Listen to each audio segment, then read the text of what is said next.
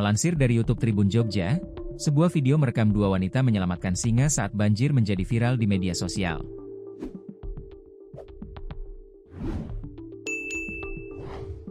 Dalam video tersebut, tampak dua wanita berhijab mengevakuasi seekor singa dari bencana banjir. Tak melawan, singa tersebut tampak menurut. Singa itu pun dievakuasi ke dalam rumah. Video ini langsung viral dan banyak dicurigai sebagai hasil AI. Namun berdasarkan penelusuran, peristiwa tersebut ternyata benar-benar terjadi. Video yang viral itu diketahui terjadi di Provinsi Satun, Thailand.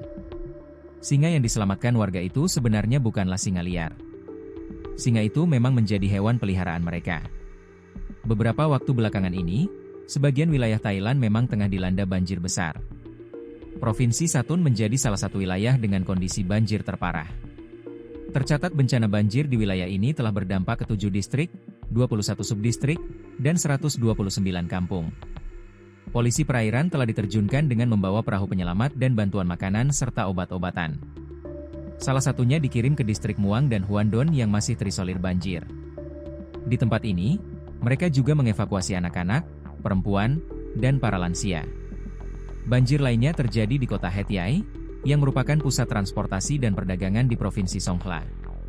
Menurut Departemen Irigasi Kerajaan, kota ini diguyur hujan dengan tingkat curah hujan terparah selama kurun waktu 300 tahun terakhir.